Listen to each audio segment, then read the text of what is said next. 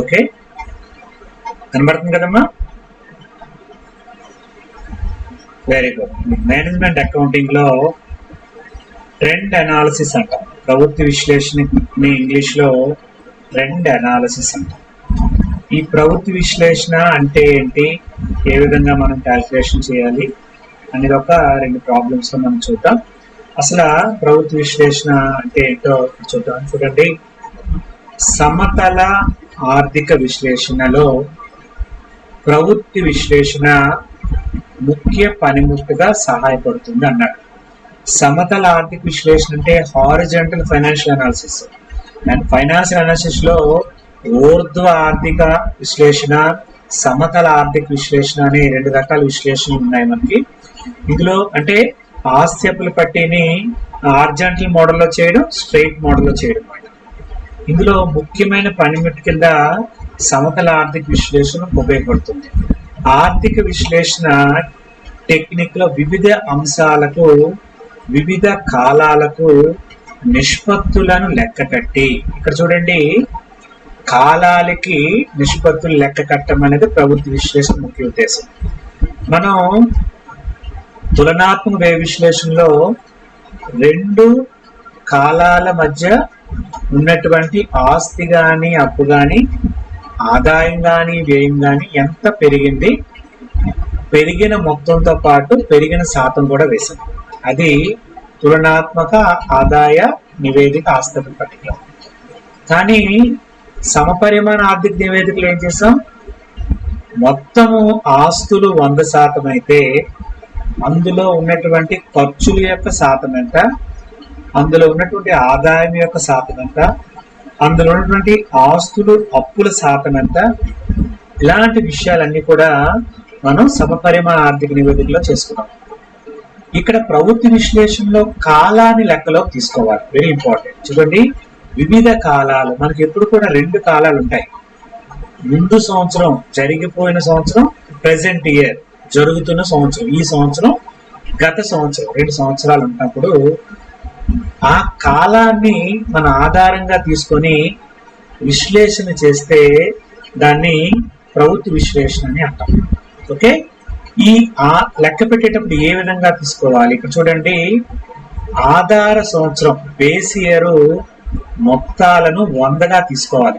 ఆధార సంవత్సరాన్ని 100% తీసుకోవాలి. ఇక్కడ సంవత్సరాన్ని తీసుకోవాలి, అంతేగాని ఆస్తులను కానీ, అమ్మకాలను కానీ, అప్పులు కానీ కాదు.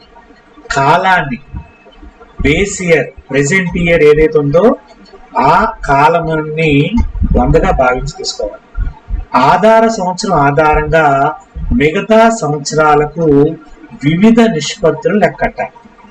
ఆ సంవత్సరం ఆధారంగా మిగిలిన సంవత్సరాలకు నిష్పత్తులు లెక్క కట్టడాన్ని ప్రవృత్తి విశ్లేషణ అంటారు. ఉదాహరణ చూడండి, ఇక్కడ 2000 నుండి 2001 సంవత్సరం వరకు అమ్మకాలను అధ్యయనం చేయడానికి నిర్ణయించినప్పుడు 2000 సంవత్సరంలో అమ్మకాలను లెక్క కట్టాలి. అంటే 2001 సంవత్సరంలో అమ్మకాలు అధ్యయనం చేయాలంటే 2000 సంవత్సరాన్ని ఆధార సంవత్సరంగా తీసుకోవాలి అని చెప్తున్నాడు.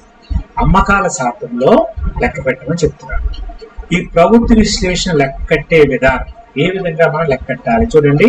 ఇచ్చిన సంవత్సరంలో 1 సంవత్సరాన్ని ఆధార సంవత్సరంగా తీసుకోవాలి. ఇచ్చిన ఎన్ని సంవత్సరాలైనా మనకు అనవసరం, అందులో 1 సంవత్సరాన్ని అది మనం ఆధార సంవత్సరంగా తీసుకోవాలి.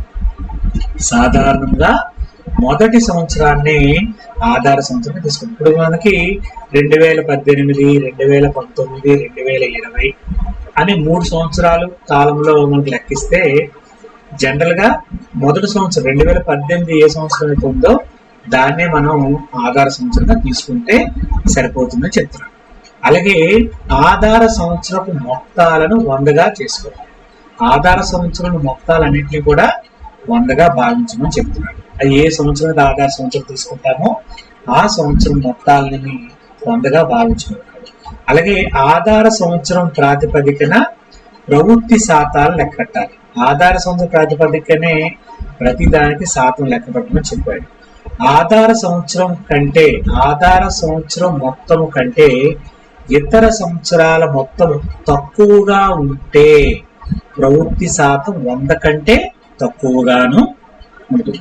అంటే ఆ మొత్తం 100 కంటే తక్కువగా ఉంటే తక్కువగా ఉంటుందని చెప్తాం. అలాగే ఆధార సంవత్సరం మొత్తం కంటే ఇతర సంవత్సరాల మొత్తం ఎక్కువగా ఉంటే ప్రవృత్తి శాతం 100 కంటే, ఆధార సంవత్సరం కంటే ఆ ముందు సంవత్సరాలు ఎక్కువగా ఉంటే ఎక్కువగా ఉందని, ఆధార సంవత్సరం కంటే ఆ తర్వాత సంవత్సరాలు తక్కువగా ఉంటే తక్కువగా ఉంది అనేది లెక్కలో తీసుకుంటారు. ముందుగా 3 పాయింట్స్ ఇంపార్టెంట్. ఒకటి, ఇచ్చిన సంవత్సరంలో ఒక్క సంవత్సరాన్ని ఆధార సంవత్సరంగా తీసుకోవాలి. ఈ ఆధార సంవత్సరం జనరల్ గా మొదటి సంవత్సరం అవుతుంది. రెండవది, ఆధార సంవత్సరం మొత్తాలన్నింటినీ కూడా 100గా భావించాలి, 100గా తీసుకోవాలి. మూడోది, ఆధార సంవత్సరం ప్రాతిపదికన ప్రవృత్తి శాతం లెక్క పెట్టేటప్పుడు ఆ ఆధార సంవత్సరం కంటే ఇతర సంవత్సరాల మొత్తం ఎక్కువగా ఉంటే అది ఎక్కువగా ఉన్నట్లు, తక్కువగా ఉంటే తక్కువగా ఉన్నట్లు, 100 కంటే ఎక్కువగా ఉన్నట్లు లేదా 100 కంటే తక్కువగా ఉన్నట్లు భావించాలని ఇది వెరీ ఇంపార్టెంట్. నెక్స్ట్ పాయింట్ చూడండి, ప్రవృత్తి శాతాల పెరుగుదల తగ్గుదలపై జాగ్రత్తగా వ్యాఖ్యానించాలి. మనం లెక్క చేయడంతో పాటు వ్యాఖ్యానం కూడా చేయమని చెప్తున్నాడు. లేకపోతే ఫలితాలు తప్పుగా వస్తాయి. మన బేస్ ఇయర్ అనేది కరెక్ట్ గా తీసుకోకపోతే అది మనం పెరిగినా తగ్గినా దాని తప్పుగా మనం చేయడం అనేది జరుగుతుంది. ఇక్కడ ఒక ఉదాహరణ ఇచ్చి చూడండి. ఉదాహరణకు, ప్రస్తుత ఆస్తులలో 20% పెరుగుదల ఉంటే ఆ సంస్థకు శుభ సూచకమే. అంటే 20% ప్రస్తుత ఆస్తులు ఎక్కువగా ఉన్నాయంటే ఆ సంస్థ ఎక్కువ లాభం ఆర్జించడానికి అవకాశం ఉందని చెప్పవచ్చు. అదే కాలంలో ప్రస్తుత అప్పులు కూడా 20% పెరిగితే సంస్థ పెరుగుదల అసంతృప్తికరంగా ఉన్నట్టు భావించారు. ప్రస్తుత ఆస్తులు 20% పెరిగాయి, ప్రస్తుత అప్పులు 20% పెరిగాయి. అప్పుడు పెరుగుదల ఏముంటుందా? ఏమీ ఉండదు. అలా తీసుకోకూడదు. ప్రస్తుత ఆస్తులు 1 పెరిగాయి అనుకోండి, లాభదాయక బాగున్నట్లు చెప్పుకోవాలి. ప్రస్తుత ఆస్తులతో పాటు ప్రస్తుత అప్పులు కూడా అదే శాతం పెరిగాయి అనుకోండి, సంతృప్తికరంగా లేదని మనం భావించాలి. నెక్స్ట్ 5th పాయింట్, ఆధార సంవత్సరాన్ని జాగ్రత్తగా ఎంపిక చేసుకోవాలి. దాంతో చెప్పినట్లుగా బేస్ ఇయర్ అనేది వెరీ ఇంపార్టెంట్. ఏ సంవత్సరం తీసుకుంటారు, ఎలాంటి ఒడిదుడుకులు లేని సంవత్సరాంతాన్ని ఆధార సంవత్సరం ఎంపిక చేసుకోవాలి. కొన్ని సందర్భాల్లో మనం ఏదైనా సంవత్సరాన్ని తీసుకోవచ్చు, పరాణ సంవత్సరం తీసుకోవాలని రూల్ ఏమీ లేదు. అలాంటప్పుడు ఎంపిక చేసుకునేటప్పుడు ఆ ఎంపిక చేసుకున్న సంవత్సరం అనేది సరిగ్గా ఉందా లేదా అనేది మనం చూసుకోవాలి. అలాగే ఆధార సంవత్సరం తరువాత సంవత్సరాల్లో వచ్చే మార్పులు ప్రవృత్తి నిష్పత్తుల ప్రాముఖ్యతను తగ్గిస్తాయి. అది పెరగవచ్చు లేదా తగ్గే అవకాశం ఉందని చెప్పే అవకాశం ఉంటుంది. ఓకే, చూడండి, ఒక లెక్క మనం ఈ మోడల్లో చేయడానికి ప్రయత్నిద్దాం. ఒకసారి చూడండి, ఎం కంపెనీ వారి దిగువ మొత్తాల నుండి ప్రవృత్తి శాతాలను 2006 సంవత్సరమునకు ఆధార సంవత్సరంగా తీసుకొని వ్యాఖ్యానించండి. చూడండి, ఎంఎన్ కంపెనీకి ఇచ్చినటువంటి దాని ప్రకారము 2006 సంవత్సరాన్ని ఆధార సంవత్సరంగా తీసుకొని ప్రవృత్తి శాతాలు లెక్క పెట్టమని చెప్పాడు. ఇక్కడ అంకెలు లక్షల్లో ఉన్నాయి. సంవత్సరం, అమ్మకాలు, సరుకు, పన్నుకు ముందు లాభం. ఇక్కడ 3 అంశాలని ఆధారంగా తీసుకున్నాం, సంవత్సరాలు కాకుండా. ఈ 3 అంశాల్లో మొదటిది ఏంటి? అమ్మకాలు, రెండోది సరుకు, మూడోది పన్నుకు ముందు లాభం. సంవత్సరాలు చూడండి, 2006, 2007, 2008, 2009, 2010. ఇక్కడ 5 సంవత్సరాలు మనకి ఇచ్చాడు. ఇందులో వాళ్ళ లెక్క ప్రకారం వాడు ఏ సంవత్సరం తీసుకున్నాడు? 2006 సంవత్సరాన్ని వాడు బేస్ ఇయర్ గా, అంటే ఆధార సంవత్సరంగా తీసుకున్నాడు. ఇక్కడ అమ్మకాలు, సరుకు ఇచ్చారు. ఓకే, ఇలా ఇచ్చినట్లయితే మనం ఈ విధంగా ఫార్మేట్ తయారు చేసుకోవాలి. ప్రవృత్తి శాతాలని ఆధార సంవత్సరం, ఇక్కడ చూడండి ఆధార సంవత్సరం అని 2003 = 100 అన్నాడు. ఇది మీకు చెప్తాను ఎలా వచ్చిందో. ఇక్కడ మీరు అబ్జర్వ్ చేసినట్లయితే సంవత్సరం రాసుకోండి. ఇక్కడ ఇచ్చిన ఐటమ్స్ అమ్మకాలు, సరుకు, పన్నుకు ముందు. అమ్మకాలు మొత్తము ప్రవృత్తి శాతం, సరుకు మొత్తము ప్రవృత్తి శాతం, అలాగే పన్నుకు ముందు లాభము మొత్తము ప్రవృత్తి శాతం. ఇది అబ్జర్వ్ చేయండి. అంటే ఇచ్చినటువంటి దాన్ని రెండు అంశాలుగా విభజించాలి. అమ్మకాలు ఇస్తే అమ్మకాల మొత్తము ప్రవృత్తి శాతం, సరుకు ఇస్తే సరుకు మొత్తం ప్రవృత్తి శాతం, అలాగే పన్నుకు ముందు లాభం ఇస్తే పన్నుకు ముందు లాభం యొక్క మొత్తము పన్నుకు ముందు లాభం యొక్క ప్రవృత్తి శాతం. ఏ విధంగా మనం పర్సంటేజ్ లో కట్టాలో ఒకసారి అబ్జర్వ్ చేయండి. చూడండి, వర్కింగ్ లో ఫస్ట్ అమ్మకాలు ఇచ్చే చూడండి 2007 సంవత్సరం ఆధారం తీసుకున్నాం. అమ్మకాలు 2006 బేస్ ఇయర్ కాబట్టి దాన్ని మనం తీసుకోం. 2007 చూడండి, అమ్మకాలు ఎంత ఇచ్చాడు? 2340 రూపాయలు ఇచ్చాడు. 2340 రూపాయలు ఇచ్చాడు. చూడండి, మనం first 100 by base year. Base year అంటే 2006 కదమ్మా. 2006లో అమ్మకాలు ఎంతో చూడండి. 100 బై 2006లో ఉన్నటువంటి అమ్మకాలు ఎంత? 1881 ఇంటూ 2340. ఇది బేస్ ఇయర్ కి సంబంధించినది కాబట్టి ఈ విధంగా మనం తయారు చేయాలి. అబ్జర్వ్ చేయండి, 2007 100 బై 1881 ఇంటూ 2340 అంటే 100 బై బేస్ ఇయర్. ఏ సంవత్సరం అయితే తీసుకున్నామో ఆ సంవత్సరం అమ్మకాలు ఇంటూ 2007 సంవత్సరానికి సంబంధించిన అమ్మకాలను అర్థం. 100 బై బేస్ ఇయర్ ఆధార సంవత్సరం యొక్క అమ్మకాలు ఇంటూ 2007 సంవత్సరం సంబంధించిన అమ్మకాలు చేసినట్లయితే మనకి ఎంత వచ్చింది? మనకి 120. చూడండి, 2007 సంవత్సరం అమ్మకాలు 2340 124 124 శాతం మనకి ఇక్కడ వచ్చింది. చూడండి, 2006 మామూలుగా వేసేసుకుంటాం. 2006 అమ్మకాలు శాతం 100 అనుకుంటాం. అలాగే 2006 సరుకు 709 100%. అలాగే 2006 పన్నుకు ముందు లాభం ఇప్పుడు రాలేదా? ఒక్క నిమిషం. Very good. ఒక్క నిమిషం చేస్తాను.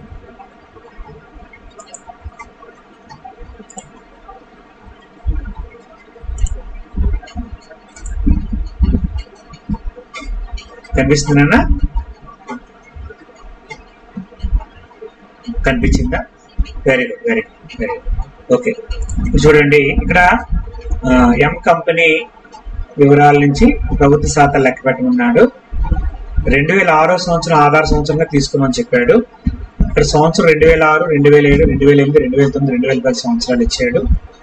3 వివరాలు ఇచ్చాడు. ఇక్కడ అమ్మకాలు ఇచ్చాడు, సరుకు ఇచ్చాడు, పన్నుకు ముందు లాభం ఇచ్చాడు. 2006 అమ్మకాలు, సరుకు ఇవన్నీ ఇచ్చాడు. ప్రవృత్తి శాతాలు వేసుకునేటప్పుడు ఆధార సంవత్సరం వేసుకునేటప్పుడు చూడండి, సంవత్సరం 2006, 2007, 2008, 2009, 2010. అమ్మకాల్లో మొత్తం అమ్మకాలు మనం చూసుకున్నట్లయితే 2006లో 1881 ఉంది. 1881 వేసుకుంటాం. అలాగే 2007లో అమ్మకాలు మొత్తం మనం వేసేసుకుంటాం. వేసుకున్న తర్వాత ఫస్ట్ అమ్మకాలకి ఎంత పర్సెంటేజ్ కట్టినప్పుడు ఆల్రెడీ మీకు ఇందాక చెప్పాను, మరొకసారి చెప్తాను. చూడండి ఎలా కట్టాలో. 2007 100 అంటే 2006లో 100 బై 2006లో అమ్మకాలు ఇంటూ 2007లో అమ్మకాలు అని అర్థం. ఓకే, ఇప్పుడు మనం క్లియర్గా చూడొచ్చు. 2006లో అమ్మకాలు 1881 అంటే 100 బై 1881 ఇంటూ 2340 చేస్తే 124 వచ్చింది. మొదటి సంవత్సరం అన్ని డైరెక్ట్గా 2006లో అమ్మకాలు 1881 100% అనుకుని వేసుకుంటాం. సరుకు 709 100% అనుకుంటాం. అలాగే పన్నుకు ముందు లాభం కూడా 321 100 అనుకుని వేసుకుంటాం. వేసుకుని 2007 నుంచి క్యాలిక్యులేషన్ స్టార్ట్ చేస్తాం. 2007లో అమ్మకాలు చూడండి వేసుకున్నాం. ఎలా వేసుకున్నాం? 100 బై 1881 ఇంటూ 2340 124. అమ్మకాల తర్వాత ఏమున్నాయండి? 2007లో సరుకు ఉంది. సరుకు ఎంత ఉంది? 781.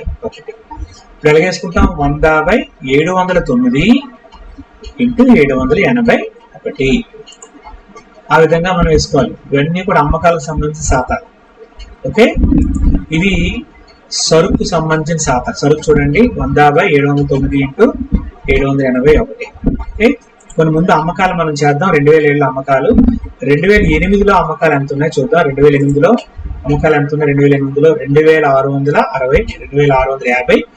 అంటే ఎంత వేసుకోవాలి? 100/1881 ఇంటూ 2655, 2655 వేసుకుంటే 141% వస్తుంది. అలాగే 2009లో ఉన్నటువంటి అమ్మకాలు మనకి ఎంత ఇచ్చాడు? 3021 ఇచ్చాడు. అలాగేసుకోవాలి 100/1881 ఇంటూ 3021 చేస్తే 161% మనకు వస్తుంది. అలాగే 2010లో అమ్మకాలు మనకి 3768 ఇచ్చాడు. ఎలా వేసుకోవాలి మనం? 100/1881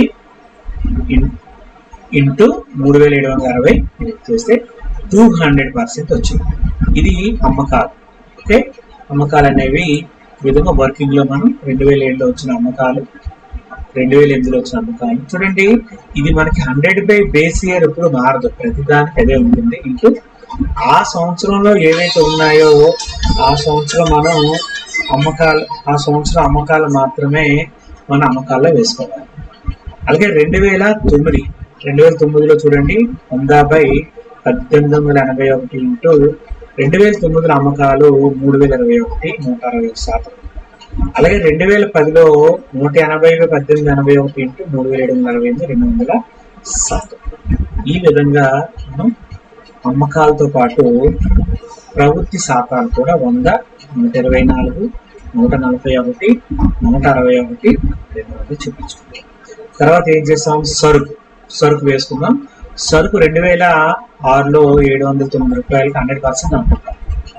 మనం ఏం చేయాలి? 2007 కట్ట. 2007లో ఎంత ఉంది? సరుకు 781 ఉంది. 781 కాబట్టి 781 చేస్తే ఏం చేయాలి? 100/709 ఇంటూ 781 వేసుకుంటే 110 వస్తుంది. అలాగే 2008లో ఎంత ఇచ్చింది? 816 వచ్చాయి. అంటే ఏం చేయాలి? 100/709 ఇంటూ 816 వేసుకుంటే ఎంత వస్తుంది? 115% వస్తుంది.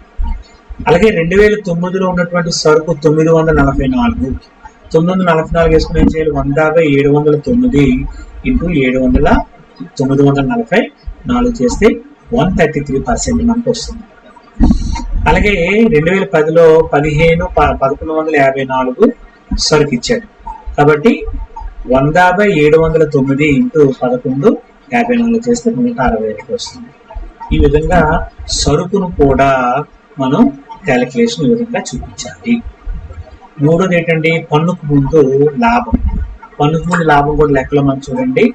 2006 ఇచ్చాడు, 7, 8, 9, 10 ఇచ్చాడు, 321. ఇక్కడ చూడండి మనం 321 2006లో. మొదటి సంవత్సరం బేస్ ఇయర్ తీసుకునే ప్రతిది కూడా ఎంత అనుకోవాలి? 100 కింద భావించి తీసుకోవాలి. 100 అని మనం అనుకోవాలి. మరి 2007లో ఎంత ఇచ్చాడు? 435 రూపాయలు ఇచ్చాడు.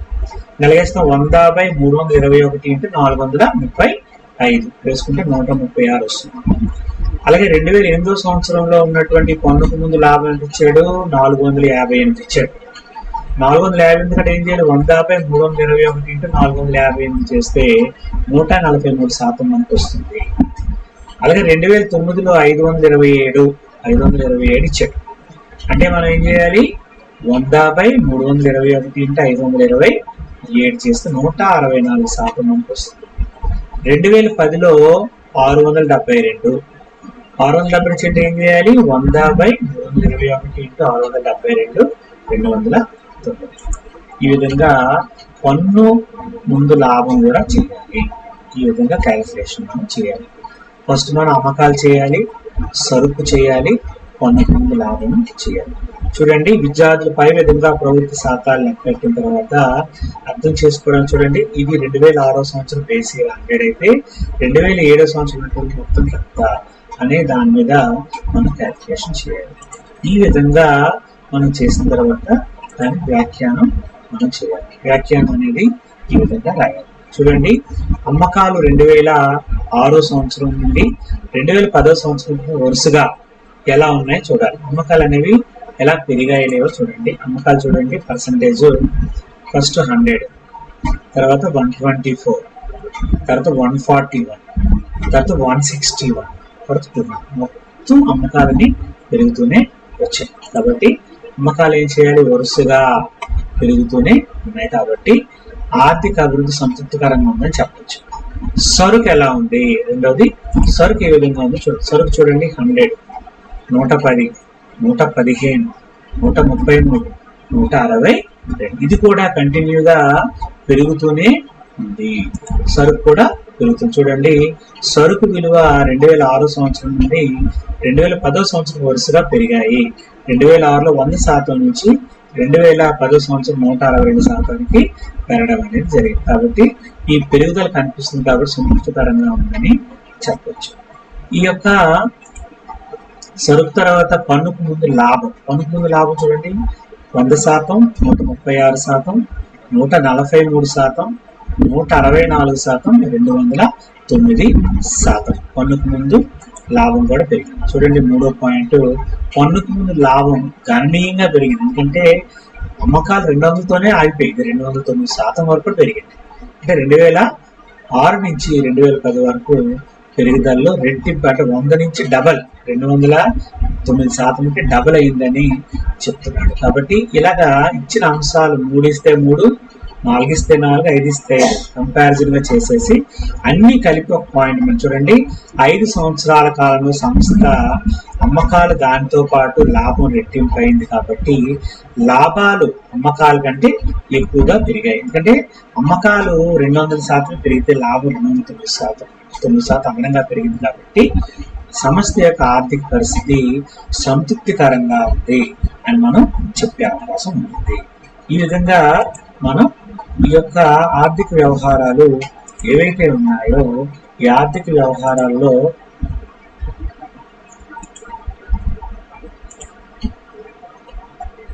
సరిపోయినాయి లేవా అమ్మ చెప్పరా,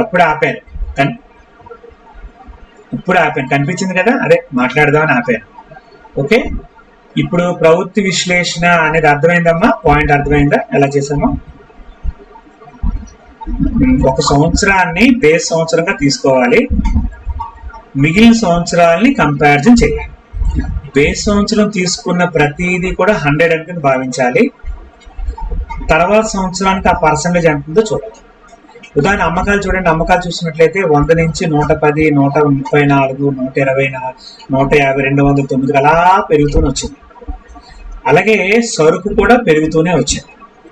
అలాగే పన్నుకు ముందు లాభం కూడా పెరుగుతూనే వచ్చింది. ఈ విధంగా కంపారిజన్ గా చేసుకొని ఓకే దాని పెరుగుదలని వ్యాఖ్యానిస్తే దాన్ని ప్రవృత్తి విశ్లేషణ అని అంటాం. ఓకే, ఈజీగా ఉందా మెథడ్, అర్థమైందా? ఓకే, కాబట్టి అందుకే ఒక ప్రాబ్లం అదే. నిన్నటి దానికి దీనికి కంపారిజన్ చూసారా, నిన్నది అమ్మకాల్ని లేదా ఆస్తుల్ని 100%గా భావించి ప్రతిదానికి పర్సంటేజ్ కట్టాలి. ఇది సంవత్సరాన్ని, కాలాన్ని బేస్ గా తీసుకోవాలి. కాలాన్ని బేస్ ఇయర్ గా తీసుకొని ఈ బేస్ ఇయర్ తీసుకునే దానికి ఎంత పర్సంటేజ్ అనేది పెరిగిందో మనం చూసుకోవాలి. ఇది ఒక లెక్క మీకు ఎక్స్ప్లెయిన్ చేశాను. కాబట్టి ఈ 3 మోడల్స్ నుంచి ఏదో ఒక మోడల్ ఎగ్జామ్ లో మనకి 10 మార్కుల లెక్క వచ్చే అవకాశం. ఓకే, ఇది ఉంది. ఇందులోని మరొక మోడల్ లెక్క కూడా ఉంది, అది కూడా మీకు ఎక్స్ప్లెయిన్ చేస్తాను. ఇదే మోడల్ మరొకసారి చూడండి. కనిపించిందమ్మా? Very good. ఇప్పుడు చూడండి ఇంకొక మోడల్ లెక్క సేమ్. ప్రశాంత్ లిమిటెడ్ లాభ నష్టాల ఖాతా నుండి సంగ్రహించిన ఈ క్రింది వివరాల సహాయంతో వివిధ అంశాల నిష్పత్తుల ధోరణి అంటే పర్సంటేజ్, వేతనాలు, రాని బాకీలు మరియు పన్ను తర్వాత లాభం, అమ్మకాలతో గల సంబంధాలను తెలిపే శాతాలను కనుక్కోండి. ఇక్కడ చూడండి, సంవత్సరం ఇచ్చాడు 2005, 2006, 2007, 2008, 2009. అమ్మకాలు ఇచ్చాడు చూడండి 3,50,000, 4,15,000, 4,25,000, 4,60,000, 4,80,000. అలాగే అమ్మకాలలాగా వేతనాలు ఇచ్చాడు, రాని బాకీలు ఇచ్చాడు, పన్ను తర్వాత లాభం ఇచ్చాడు. ఓకే, ఇందులో మనం బేస్ ఇయర్ ఏది తీసుకోవాలమ్మా? వేరే 2005 బేస్ ఇయర్ తీసుకోవాలి. ఉదాహరణకి అమ్మకాలు చేయాలనుకోండి, 2006 తీసుకునేటప్పుడు పర్సెంటేజ్ ఎలా వేసుకోవాలి? 3 very good 100/3,50,000 into 4,15,000. Very good. ఆ విధంగా ఇది కంపారిజన్ గా మనం ఇలా వేసుకోవాలి. నిష్పత్తుల విశ్లేషణ 2005 బేస్ ఇయర్ ఏదైతే 100% వచ్చిందో వాడు టార్గెట్ చేశాడు.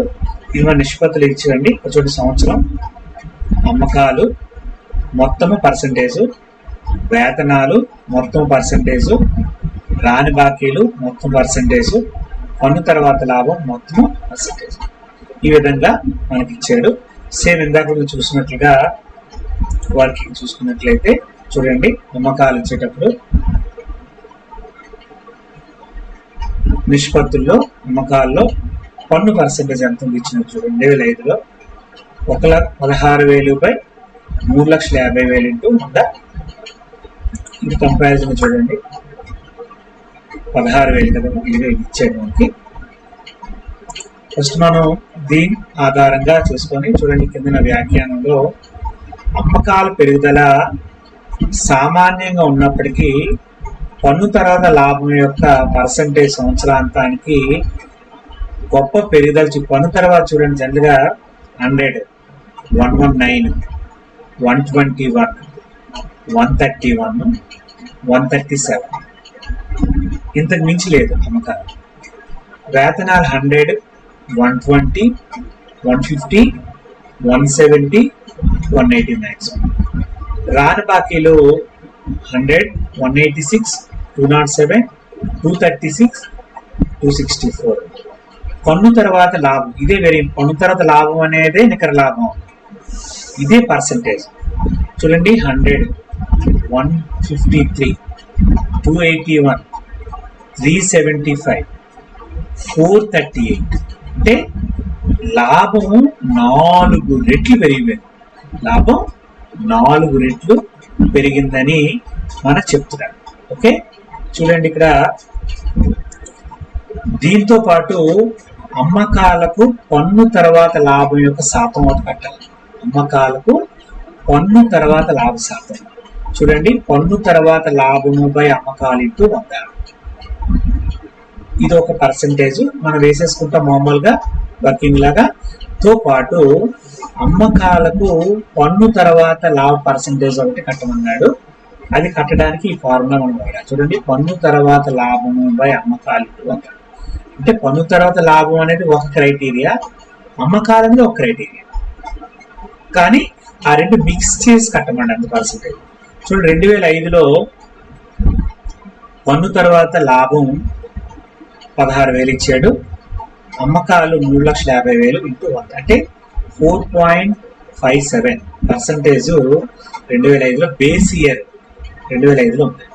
2006లో వచ్చినప్పుడు చూడండి, పన్ను తర్వాత ఉన్నటువంటి లాభం 2006లో చూడండి, పన్ను తర్వాత లాభం 24,500 ఇచ్చాడు. 24,500 చూడండి, 24,500 బై అమ్మకాలు ఎప్పుడు తీసుకుంటామో మనం 2006లో 2003లో మన అమ్మకాలు చూడండి 4,15,000 ఇచ్చాడు.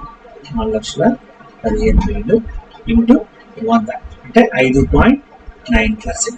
ఈ విధంగా ఎవ్రీ ఇయర్ ఈ అమ్మకాలకు పన్ను తర్వాత లాభం యొక్క శాతం కట్టాలి. అలాగే చూడండి, అమ్మకాలకు వేతనాల శాతం, వేతనాల పర్సంటేజ్ కట్టాలి. అలాగే అమ్మకాలకు రాని బాకీ పర్సంటేజ్ కట్టాలి. ఈ 3 కూడా మనం ఇందాకల మోడల్ లాగే తో పాటు అమ్మకాలకి పన్ను తర్వాత లాభం యొక్క పర్సంటేజ్, అమ్మకాలకి వేతనం యొక్క పర్సంటేజ్, అమ్మకాలకి రాని బాకీ యొక్క పర్సంటేజ్ అనేది ఈ విధంగా ఏర్పాటు చేసుకోవాలి. చేసుకున్న తర్వాత జనరల్ కంపారిజన్ గా 2008, 2009లో ఉన్నటువంటి మొత్తాలు ఏ విధంగా కంపారిజన్ 2007 దీని కంటిన్యూషనే 2008 2009 అమ్మకాలు పన్ను మార్కెట్కు వచ్చిన నిష్పత్తి చెప్తాం. చూడండి, ఈ విధంగా మనం ఈ అమ్మకాలు రెగ్యులర్ పర్సంటేజ్ తో పాటు అమ్మకాలకి పన్ను తర్వాత లాభ నిష్పత్తి, అమ్మకాలకి వేతనాలపై లాభ నిష్పత్తి, అమ్మకాలకి రాని బాకీల శాతంపై నిష్పత్తి కూడా మనం ఏర్పాటు చేయాలి. ఇది ఈ విధంగా మనం చూసుకున్నట్లయితే ఎంత పర్సంటేజ్ అనేది మనకు వస్తుందో ఈజీగా మనకు తెలుస్తుంది.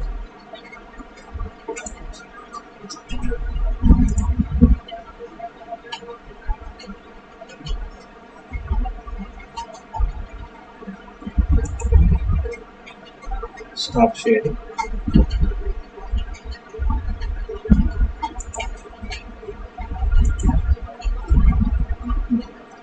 మా అర్థమైందిరా?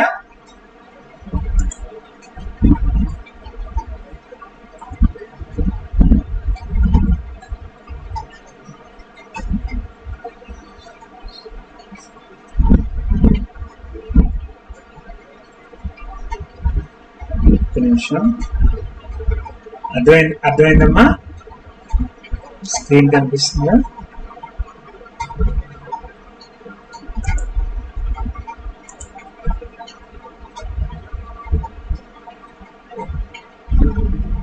మినిట్. Very good. కనిపించిందమ్మా? కనిపించిందా? ఓకే.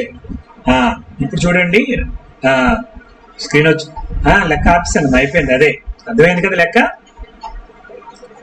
ఓకే. మొదటి మోడల్ రెండో మోడల్ తేడా. మొదటి మోడల్లో పర్సంటేజ్ కట్టేసి ఆపేసాం. రెండోది ప్రతి రెండో దాన్ని కంపారిజన్ చేసాం. ఓకే. అమ్మకాలని పన్ను తర్వాత లాభంతో, అమ్మకాలని వేతనాలతో, అమ్మకాలని రాని బాకీలతో కంపారిజన్ కూడా చేసాం. ఈ రెండు మోడల్ వెరీ ఇంపార్టెంట్. ఓకేనా? ప్రభుత్వ విశ్లేషణలో ఈ రెండు మోడల్ వెరీ ఇంపార్టెంట్ మనకి. ఓకే. ఇది మన పీడిఎఫ్ నోట్స్ పెడతాను, అది ఎక్కించండి. అలాగే నిన్నటికి సంబంధించి ఈ రోజుది ఒక 2 లెక్కలు కూడా పెడతాను, అవి చేయడానికి ప్రయత్నించండి. ఏమ్మా? 3 మోడల్ అర్థమయ్యాయమ్మా? 3 చెప్పరా రామలక్ష్మి? అదేనమ్మా. ఇప్పుడు మనకి నాకు రోజుకి 3 క్లాసులు తయారు చేసుకోవడానికి రాత్రి 9 అవుతుంది. అందువల్ల టైం లేక నేను పంపిస్తాను. మనలో ఒక దగ్గర ఉంటుంది, 2 పెడతాను. ఇప్పుడు 3 మోడల్ అర్థమైందమ్మా? 3 మోడల్ అర్థమైందా? దీంతో మనకి ఆర్థిక నివేదికల విశ్లేషణ కంప్లీట్ అయిపోయినట్లే. 2వ యూనిట్ క్లియర్. మొదటి యూనిట్ 5 థియరీ క్వశ్చన్స్. ఓకే. 2వ యూనిట్ లో 3 మోడల్స్. 3లో ఫస్ట్ దాంట్లో 2 మోడల్స్: ఆదాయ వ్యయాల కథ, ఆస్తి పట్టిక. అలాగే సమపరిమాణ ఆర్థిక నివేదికల్లో ఆదాయ నివేదిక, ఆస్తి పట్టిక. ప్రభుత్వ విశ్లేషణలో ఓన్లీ ఆదాయ నివేదిక. అర్థమైంది కదా క్లియర్గా? ఈ 3 మోడల్ నుంచి ఏదో ఒక మోడల్ ఎగ్జామ్ వచ్చే అవకాశం ఉంటుంది. ఓకే. మీకు ఏమైనా ఒక రివిజన్ మొత్తం కావాలంటే రేపు క్లాస్ పెట్టుకుంటే పెడతాను, లేదంటే నెక్స్ట్ యూనిట్ స్టార్ట్ చేయమని నెక్స్ట్ యూనిట్ స్టార్ట్ చేస్తాను రేపు. ఓకేనా? మీరు అందరూ రివిజన్ కావాలంటే పెడతాను. అందుకే 3 మోడల్స్ ఆల్రెడీ చాలాసార్లు చెప్పినవే. తులనాత్మక ఆదాయ, ఆస్తి పట్టిక, సమపరిమాణం ఆల్రెడీ చెప్పింది 2 క్లాసుల నుంచి. ఇది అందుకనే ప్రభుత్వ విశ్లేషణ ఈజీ. అందుకే నుంచే మనం ఈ 2 అర్థమైతే 3వ మోడల్ ఈజీగా ఉంటుంది. ఎప్పుడైతే మనకి చివరికి వెళ్ళినప్పటికీ మోడల్ ఈజీ అని కాదు దాని అర్థం. మనం కంటిన్యూటీ ఉండడం వల్ల ఆ నెక్స్ట్ వచ్చే మోడల్ అనేది మనకి